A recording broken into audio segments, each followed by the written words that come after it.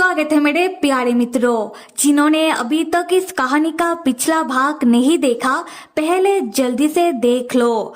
तो फिर अभी हम इस कहानी को आगे बढ़ाते हैं। और जैसा कि हमने देखा था, जे जाओ चिऊ से पूछ रहा होता है कि जाओ चिऊ क्या हुआ, तुम इतने खामोश क्यों हो। तब जाओ चिऊ बहुत ही सीरियस होता हुआ अपने मन ही मन कह रहा होता है कि जे तुम यहाँ से बाहर निकल सकते हो, पर मैं नहीं, क्योंकि तुम हो एप्पल और मैं हूँ प्लेट और कांच के ढक्कन की बीच का पानी। अगर कांच का ढक्कन टूटा तब सारा पानी बह जाएगा और बिखर जाएगा। तब जाओ चिऊ जैसे कहता है कि हो सकता है कि कांच के ढक्कन को हटाया जा सके।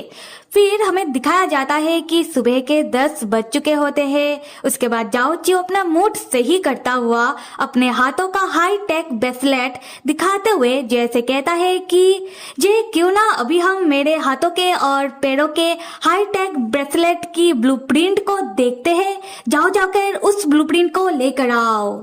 जे तब जाओ चिऊ का हाथ पकड़ लेता है और जाओ चिऊ से कहता है कि जाओ चिऊ, मुझे समझ में आ रहा है, ये जो हाईटेक ब्रेसलेट है ये किसी टिक टिक टाइम बम जैसा है जो बहुत ही खतरनाक है।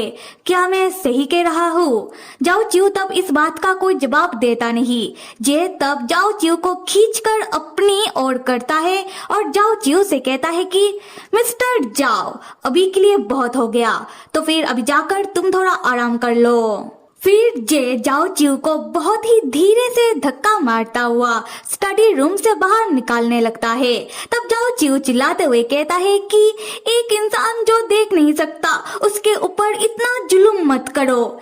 जे तब अपने मन ही मन सोचने लगता है कि कितनी अजीब सी बात है ना, कल जाओ चिऊ जैसा था जाओ चिऊ आज वैसा ही है। पर जब से मुझे पता चला है कि जाओ चिऊ वही लड़का है जिसको मैं कब से ढूंढ रहा था, तब से मेरे में बहुत कुछ बदल चुका है। उसके बाद जे बहुत ही प्यार से जाओ चिऊ का हाथ पकड़ के उसे अपने साथ स्टडी रूम से बाहर लेकर जाता है। खैर अगले सीन में हम देखते हैं कि लिविंग रूम के सोफे में जाओ चिऊ बैठा हुआ होता है और जे जाओ चिऊ के साथ बहुत ही चिपक कर बैठा हुआ होता है। इस चीज से जाओ चिऊ अपने मन ही मन सोच रहा होता है कि वातावरण में कुछ तो अलग सा लग रहा है, क्योंकि जे जाओ चिऊ से इतना चिपक कर नहीं बैठता। तब माहौल को थोड़ा हल्का करने के लिए जाओ चिऊ कहता है कि हे जे लूडो खेलोगे? मुझे याद है कि सामने के टेबल में लूडो रखा हुआ है। फिर जाओ चिऊ सोफे से खड़ा होता है और टेबल में लूडो ढूंढने लगता है और जे को बता रहा होता है कि ह्यू जाओ चिऊ के साथ खेलने के लिए लूडो लेकर आया था, पर जाओ चिऊ ने ह्यू के साथ खेलने से मना कर दिया था। खैर जाओ चिऊ जब टेबल में अपना हाथ रखकर लूडो ढूंढ रहा था, तब जाओ चिऊ का हाथ कांच के ग्लास में लगकर ग्लास गिरने वाला था। अगर ग्लास गिर जाता तो जाओ चिऊ को ही चोट लग जाता, पर उससे पहले ही जे आकर ग्लास को पकड़ लेता है और गिरने नहीं देता। फिर जे फिक्रमंद होता हुआ जाओ चिऊ से कहता है कि तुम रहने दो जाओ चिऊ, तुम जहाँ पर हो वहीं बैठे रहो, मुझे बताओ मैं लूडो ढूंढता हूँ। और ये देखकर जाओ चिऊ थोड़ा चौंक जाता है, क्योंकि वैसे तो जे जाओ चिऊ का ध्यान रख रहा है, पर अभी जे के आवाज में एक फिक्र दिखाई दे रहा है, जो फिक्र सिर्फ अपनों के लिए होता है। उसके बाद हम देखते हैं कि जाओ चिऊ बैठा हुआ होता है और जे पूछ रहा होता है कि बताओ जाओ चिऊ लूडो कहाँ हो सकता है। जाओ चिऊ कहता है कि एक काम करो, इस टेबल के ड्रॉयर में चेक करो। तब जे को टेबल के ड्रॉयर में लूडो मिल जाता है और जे लूडो को टेबल के ऊपर रखता है और जाओ चिऊ से पूछता है कि जाओ चिऊ बताओ तुम लूडो कैसे खेलोगे। जाओ चिऊ कहता है कि मैं डाइस को रोल करूंगा और जे तुम मेरा खेलने में मदद कर दो, और हाँ जे तुम्हारे साइड में जो भी कलर है वो मुझे चाहिए। फिर जाओ चिऊ कहता है कि जाओ चिऊ देख नहीं सकता और एक डिसेबल आदमी को मौका पहले मिलना चाहिए। ये कहते हुए जाओ चिऊ डाइस को रोल कर देता है। तब जे बहुत ही हल्की सी मुस्कुराहट के साथ जाओ चिऊ को देखता हुआ अपने मन ही मन कहता है कि हाँ जाने दो, करो अपनी मनमानी। खैर अभी हमें एक और फन फैक्ट दिखाया जा रहा है जिसका उतना कोई मतलब है नहीं, बस दिखाया जा रहा है तो मैं आप लोगों को बता दे रही हूँ। हम देखते हैं कि जब जे और जाओ चिऊ लूडो खेलना शुरू करते हैं तब ह्यू का आत्मा, हाँ ह्यू का आत्मा अपने अपार्टमेंट में आता है, उन दोनों के ऊपर मंडराता हुआ कहता है कि जाहिर सी बात है जाओ चिऊ ने कभी भी मेरे साथ लूडो नहीं खेला। हाँ तो फिर अभी हम कहानी में वापस चले आते हैं। जे जो जाओ चिऊ को देखने में ही खो सा जाता है और दूसरी तरफ जाओ चिऊ जो जैसे बार बार पूछ रहा होता है कि जे बताओ मुझे मेरा कितना आया। तब जे होश में आता है और शर्माते हुए कहता है कि तुम्हारा 6 आया है। फिर जे कहता है कि अब मेरी बारी है और जे जैसे ही डाइस को घुमाता है जे का बस 1 आता है। तब जाओ चिऊ पूछता है कि जे तुम्हारा कितना आया। जे मुंह बनाते हुए कहता है कि 1। जाओ चिऊ कहता है कि पर जे खेल में आने के लिए तो तुम्हें 6 चाहिए होगा। उसके बाद हम देखते हैं कि जे जितनी बार भी डाइस को घुमाता है उसका बस 1 ही आ रहा होता है और आखिर में जाओ चिऊ जैसे कहता है कि जे लगता है कि तुम्हें लूडो खेलना भी नहीं आता, अब तो लग रहा है कि मैं अकेला ही खेलता हुआ जीत जाऊंगा। जे तब बहुत ही चिढ़ जाता है और अपने मन में कहता है कि पक्का यह आदमी कोई ट्रिक कर रहा होगा, मैं इतना बेबस क्यों हूँ। और मैं यहाँ पर बता दूं कि जाओ चिऊ के पास एक छोटा सा ट्रिक है, इसीलिए जाओ चिऊ बिना देखे ही उसके डाइस में 6 आ रहा होता है। खैर जे तब बहुत ही गुस्से में डाइस को तब टेबल में बस फेंक देता है और इस बार जे का भी 6 आ जाता है, जो देखकर जे बहुत ही खुश हो जाता है। पर जे जैसे ही खेल में आता है जाओ चिऊ जे को आउट कर देता है और जाओ चिऊ बन जाता है लूडो के खेल का चैंपियन। और दूसरी तरफ बेचारा जे उसका तो पोपट ही बन जाता है। खैर जाओ चिऊ तब मुस्कुराते हुए जे से पूछता है कि जे बताओ कितना वक्त हुआ है। तब जे घड़ी देखकर बताता है कि 11 बज चुके हैं। तब जाओ चिऊ कहता है कि अच्छा तो जे तुम्हारा इस अपार्टमेंट में आए हुए पूरे 2 दिन हो गए हैं नहीं।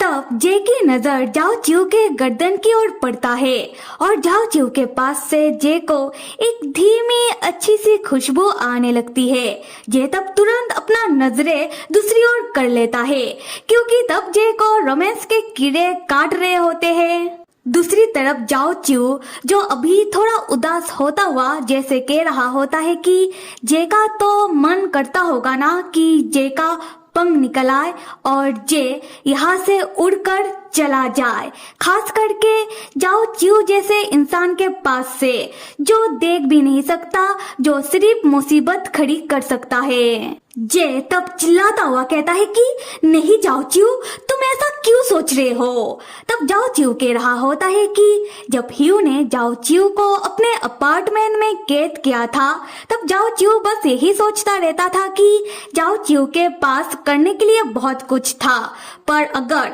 अभी जाओ चिऊ वो सारी चीजें करता है तो शायद अभी इन सारी चीजों का कोई मतलब नहीं बनेगा। जाओ चिऊ कहता है कि जे तुम्हारे लिए यही अच्छा होगा कि तुम जल्दी से यहाँ से बाहर निकल जाओ, वैसे भी तुम्हारा मेरे से कोई लेना देना नहीं है और ना ही तुम्हारे पास कोई कारण है कि तुम मेरे साथ रहकर तकलीफ झेलो। जे तब जाओ चिऊ को बहुत ही सीरियस लुक दे रहा होता है। जे तब जाओ चिऊ के बहुत नजदीक चला आता है।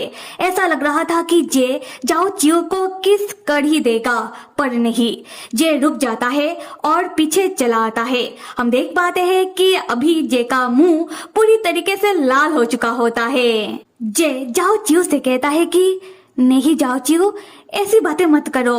अच्छा ठीक है, तुम बताओ, अगर तुम यहाँ से बाहर निकल पाते हो तब तुम क्या करना पसंद करोगे? जाओ चिऊ तब मुस्कुराते हुए कहता है कि वैसे तो करने के लिए बहुत कुछ है, जैसे कि जाओ चिऊ खुले आसमान के नीचे सांस लेना चाहता है। जाओ चिऊ दोबारा अपने माता पिता से मिलना चाहता है, और हाँ, जाओ चिऊ समुद्र देखना चाहता है।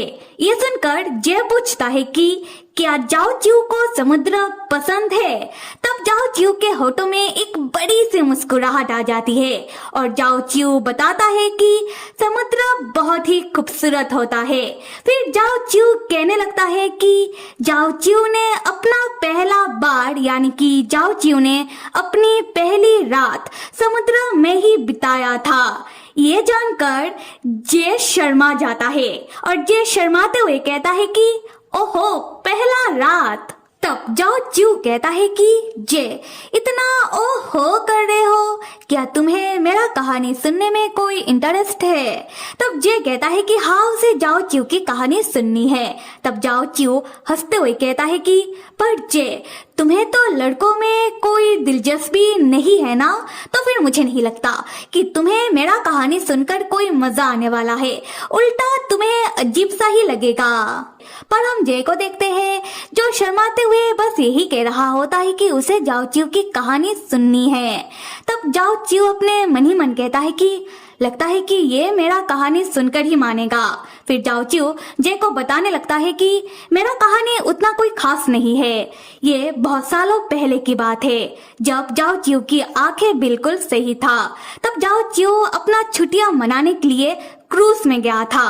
तब क्रूज के आखिरी रात में वहाँ मार्क्स डांस पार्टी चल रहा था, जहाँ जाओ चिऊ ने थोड़ी सी पी ली थी और जाओ चिऊ को चढ़ गया था। उसके बाद जाओ चिऊ एक लड़के के साथ सो गया था। ये जानकर जे कहता है कि क्या तुम्हें चढ़ गई थी, इसलिए तुम जाकर किसी के साथ सो गए थे? और अभी जे को समझ में आता है कि उस समय इतना स्वीट वाइन का खुशबू कहाँ से आ रहा था। खैर, तब जाओ चिऊ बताने लगता है कि नहीं, ऐसी कोई बात नहीं है, मतलब मुझे याद है कि वो लड़का दिखने में कैसा था। फिर जाओ चिऊ बताने लगता है कि वो लड़का पार्टी में सबसे ढंग का था, वो लड़का बहुत ही हैंडसम और लंबा चौड़ा था, वो लड़का पूरे 6 फीट का था। ये जानकर जे को थोड़ा अच्छा लगता है कि जाओ चिऊ को याद तो है कि जे दिखने में कैसा है। फिर जे हंसने लगता है। तब जाओ चिऊ पूछता है कि अरे जे, तुम्हें तो मेरा कहानी जानना था, तो अब तुम हंस क्यों रहे हो? जे तब अपना हंसी रोक कर कहता है कि ये तो तुम मेरे बारे में बता रहे हो। तब जाओ चिऊ को लगने लगता है कि जे मजाक कर रहा है, क्योंकि जे भी 6 फुट का है। तब जाओ चिऊ अपना मुंह बनाते हुए कहता है कि जे, क्या तुम्हें अपने अलावा और कोई दिखाई देता भी है? जे कहता है कि जाओ चिऊ, मुझे नहीं लगता कि तुम मेरे लिए कोई मुसीबत हो, या फिर तुम मेरे लिए कोई मुसीबत खड़ी कर सकते हो। ये सुनकर जाओ चिऊ शर्मा जाता है, क्योंकि जे जाओ चिऊ का तारीफ ही कर रहा होता है। जाओ चिऊ तब कहता है कि अच्छा ठीक है, अब जाओ जाकर हमारे लिए खाना बनाओ, मुझे भूख लगा है। तब जे कहता है कि ठीक है, पर तुम बुराई नहीं कर सकते, मैं जैसा खाना बनाऊंगा वैसा ही खाना पड़ेगा। जाओ चिऊ कहता है कि तुम जा रहे हो कि नहीं? जे तब रसोई में जाता हुआ कहता है कि ठीक है, खाना खाने के बाद हम फिर से ब्लूप्रिंट को लेकर चर्चा करेंगे। अगले सीन में हम देखते हैं कि दोपहर के 2 बज रहे होते हैं। जाओ च्यू लिविंग रूम के सोफे में बैठा हुआ होता है और जे ब्लूप्रिंट की एक कागजात को जाओ च्यू को पढ़कर सुना रहा होता है कि उस कागजात का जो डिजाइन वगैरह होता है उसे ही डिस्क्राइब कर रहा होता है। तब जाओ च्यू कुछ कह नहीं रहा होता। ये देखकर जे पूछता है कि क्या हुआ जाओ च्यू, क्या तुम्हारा तबीयत सही नहीं है?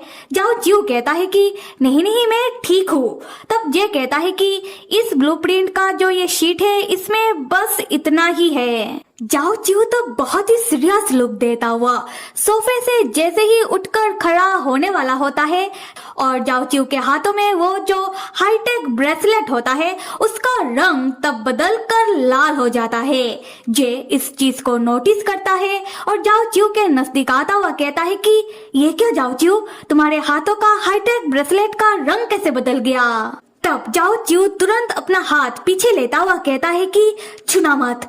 जे इस चीज से बहुत ही चौंक जाता है। तब जाओ च्यू कहता है कि जे हम एक काम करते हैं कि हमें स्टडी रूम में जो छुपी हुई तिजोरी मिली थी जाकर उसे खोल कर देखते हैं। उसके बाद हम देखते हैं कि जे और जाओ च्यू स्टडी रूम में आते हैं और कंप्यूटर के टेबल के आगे आकर बैठ जाते हैं। जे अपने पास से चाबी निकालता है छुपी हुई तिजोरी को खोलने के लिए। तब जाओ च्यू परेशान होता हुआ कहता है कि अगर ये इसका चाबी नहीं हुआ तो? जे कहता है कि परेशान मत हो। उसके बाद जे जैसे ही चाबी को छुपी हुई तिजोरी के अंदर डालकर उस छुपी हुई तिजोरी को खोलता है तब उनके पीछे की अलमारी का ड्रॉयर खुल जाता है। मतलब यह है कि छुपी हुई तिजोरी का रास्ता है उनके पीछे की अलमारी का ड्रॉयर। अगर छुपी हुई तिजोरी को खोलोगे तो खोलेगा अलमारी का ड्रॉयर। खैर तब अलमारी की ड्रॉयर का आवाज सुनकर जे खड़ा होकर अपने पीछे अलमारी की ड्रॉयर की ओर देखता है। जाओ च्यू पूछता है कि चल क्या रहा है जे? जे तब जाओ च्यू के पास आकर कहता है कि आओ जाओ च्यू हम अलमारी की ड्रॉयर को देखते हैं। जाओ च्यू तब थोड़ा घबरा रहा होता है पर जे जाओ च्यू का हाथ पकड़ के जाओ च्यू को अपने साथ अलमारी की ड्रॉयर के आगे लेकर आता है और बताता है कि ड्रॉयर के अंदर बहुत सारा बॉक्स रखा हुआ है। चलो देखते हैं कि इन बॉक्स में क्या है। उसके बाद जे पहला बॉक्स खोलता है और उसमें से उन्हें मिलता है एक अवार्ड। जाओ च्यू उस अवार्ड को अपने हाथों में लेकर बताने लगता है कि ये तो वही टॉप अवार्ड लग रहा है जिसको ह्यू ने जाओ च्यू का डिजाइन चुरा कर जीता था। फिर जे दूसरा बॉक्स खोलता है जो खोलने के बाद तो जे सदमे में ही चला जाता है क्योंकि उस बॉक्स में जाओ च्यू की बहुत सारी तस्वीर होती है।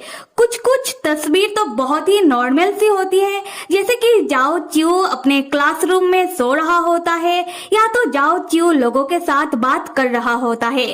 पर बाकी की तस्वीर कुछ ऐसी होती है कि जहाँ पर जाओ च्यू ने कुछ पहना नहीं होता है और जाओ च्यू बाथरूम में नहा रहा होता है। जे उन तस्वीर को देखने के बाद कहने लगता है कि इन तस्वीर में जो डेट है ये तो 7-8 साल पुराना है।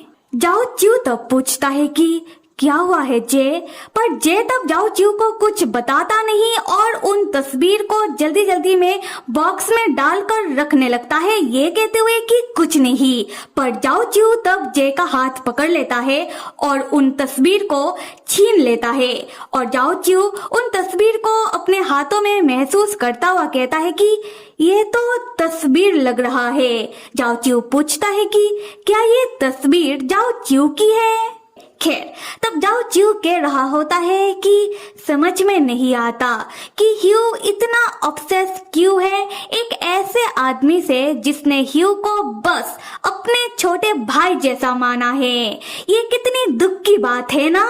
जे तब उन बॉक्स को समेटकर अपने जगह में रखता हुआ कहता है कि जे बाद में रसोई में जाकर इन तस्वीरों को जला देगा। जाओ च्यू कहता है कि जाओ च्यू जितना ह्यू को जानता है ह्यू ने पक्का इन तस्वीरों की निगेटिव को कहीं पर छुपा कर रखा होगा। ये सुनकर जे फिर से बाकी बॉक्स को देखने लगता है और बताता है कि इन बाकी बॉक्स में सिर्फ कचरा है। तब जे को एक बॉक्स में से 2 रिंग और कुछ खत मिलते हैं। जे तब उन खत को पढ़ने लगता है और जाओ च्यू को बताता है कि जे को ह्यू की लिखी हुई खत मिली। ये खत ह्यू ने पिताजी को लिखी थी बहुत सालों पहले, क्योंकि ये खत बहुत ही पुराना है। पर यह बात समझ में नहीं आई कि ह्यू ने ये खत पिताजी को भेजा क्यों नहीं। और इस खत में लिखा हुआ है कि पिताजी ह्यू को घर वापस लेकर चले आए। पहले तो सब कुछ सही चल रहा था, पर अब ह्यू को माताजी बिल्कुल भी सही नहीं लग रही है। ह्यू लिखता है कि माताजी बहुत ही बुरी है, तो पिताजी बस ह्यू को अपने साथ लेकर चले आए। ह्यू को ही क्यों माताजी के साथ जाना पड़ा, बड़े भाई जे को क्यों नहीं। ये सब सुनने के बाद जाओ च्यू जे से पूछता है कि जे तुम ठीक तो हो ना, तुम कैसा महसूस कर रहे हो। तब जे कहता है कि देखो जाओ च्यू, सबको ही अपने जीवन में अपना अपना संघर्ष करना पड़ता है। सबके ही जीवन में मुश्किल आते रहते हैं, पर ह्यू ने जो तुम्हारे साथ किया ऐसा कोई किसी के साथ नहीं करता। माना कि ह्यू तकलीफ में था, पर इसका मतलब ये नहीं कि वो दूसरों को भी तकलीफ दे। तब जाओ च्यू को एक आइडिया आता है। जाओ च्यू जैसे कहता है कि जाओ च्यू को कंप्यूटर के सामने लेकर जाने के लिए। फिर हम देखते हैं कि जाओ च्यू कंप्यूटर के आगे बैठा हुआ होता है और जाओ च्यू का हाथ कीबोर्ड में होता है। जाओ च्यू बता रहा होता है कि अभी जाओ च्यू कीबोर्ड से कुछ टाइप करने वाला है। बस जे देखकर बताए कि जाओ च्यू कहीं गलत स्पेलिंग्स या सिंबल टाइप ना कर दे। जे हाँ में जवाब देता है। हम देख पाते हैं कि शाम के 5 बज रहे होते हैं। जाओ च्यू कंप्यूटर में टाइपिंग कर रहा होता है और जे को बता रहा होता है कि कुछ देर पहले जाओ च्यू ने रसोई से एक एप्पल खाया था और इस चीज से ही जाओ च्यू का दिमाग खुल गया। ये सुनकर जे हंसने लगता है। तब जाओ च्यू अपने आइडिया के बारे में जे को बताने लगता है। जाओ च्यू बताता है कि वैसे तो इस अपार्टमेंट में सिग्नल जंप हो जाते हैं, कोई भी सिग्नल काम नहीं करता। फिर भी ह्यू को अपार्टमेंट के अंदर का खबर मिल जाता था। इसका मतलब ये है कि यहाँ से एक तरफा इंफॉर्मेशन बाहर भेजा जा सकता है और ऐसा तभी मुमकिन हो सकता है अगर 2 कंप्यूटर का फीचर एक जैसा हो। यानी कि हम यहाँ के कंप्यूटर से एटलीस्ट अंदर की इंफॉर्मेशन को बाहर भेज सकते हैं। जे तब कंप्यूटर के स्क्रीन के ओर देखकर जाओ च्यू को बताता है कि जाओ च्यू ने कुछ सिंबल गलत टाइप किया है, तो मैं उन्हें तुम्हारे लिए मिटा देता हूँ। अच्छा, तो जाओ च्यू जे को बता रहा होता है कि जाओ च्यू क्या टाइप कर रहा है, इसलिए जे को समझ में आ रहा होता है कि जाओ च्यू सही टाइप कर रहा है या फिर नहीं। खैर, जाओ च्यू कहता है कि मैं अभी ही टेस्ट प्रोग्राम बना रहा हूँ, तो जे तुम्हें इसको मेरे लिए रन करना होगा और हाँ, ये हमारे लिए सुनहरा मौका होगा। उसके बाद जाओ च्यू जैसे ही प्रोग्राम पूरा बनाने लगता है, जे तब कीबोर्ड हटा देता है। जे जाओ च्यू से कहता है कि इतनी जल्दी भी क्या है, धीरे धीरे करो और देखो शाम से रात होने वाली है, तो एक काम करते हैं, पहले खाना खा लेते हैं, उसके बाद तुम प्रोग्राम बना लेना। और तब तो जाओ च्यू पूरी तरीके से भड़क जाता है और जे के ऊपर चिल्लाता हुआ कहता है कि तुम्हारे खाने से ज्यादा जरूरी मेरे लिए प्रोग्राम है। और जे, क्या तुम्हें इस अपार्टमेंट से बाहर नहीं निकलना? जे तब जाओ च्यू को बस घूर रहा होता है। जाओ च्यू तब एक गहरी सांस लेता हुआ खुद को शांत करता हुआ कहता है कि देखो जे, तुम मुझे बस आधे घंटे का वक्त दो, तब तक मैं ये प्रोग्राम बना लूंगा और तुम तब तक थोड़ा इंतजार कर लो। पर जे नहीं सुनता। जे तब जाओ च्यू का हाथ पकड़ के जाओ च्यू को अपने बाहों में उठा लेता है और जाओ च्यू को जबरदस्ती स्टडी रूम से बाहर लेकर जाने लगता है। जाओ च्यू तब जोर जोर से चिल्लाने लगता है कि जे, ये तुम क्या कर रहे हो? जे तब जाओ चिऊ को लिविंग रूम के सोफे में ले आकर बैठा देता है। जाओ चिऊ तब भी चिल्ला रहा होता है। जे जाओ चिऊ से कहता है कि अच्छे लड़के की तरह खामोश रहो और मेरा इंतजार करो, मैं अभी ही खाना बनाकर वापस आता हूँ। और हाँ, अगर तुम यहाँ से हिले तब मैं तुम्हें सोफे से बांध दूंगा, क्या चलेगा? बेचारा जाओ चिऊ तब अपना सर नीचे करके सोफे में बस बैठा हुआ होता है। जे रसोई में जाता हुआ कहता है कि बहुत अच्छे। दूसरी तरफ जाओ चिऊ जो तब अपने मन ही मन कह रहा होता है कि जाओ चिऊ को नहीं पता कि अभी जाओ चिऊ के पास और कितना वक्त बचा है, पर उससे पहले जाओ चिऊ जे को सही सलामत इस अपार्टमेंट से बाहर निकाल कर ही रहेगा। और मेरे प्यारे मित्रों, कहानी को आगे देखने के लिए लाइक, सब्सक्राइब और कमेंट जरूर करो। Till then stay with me and see you.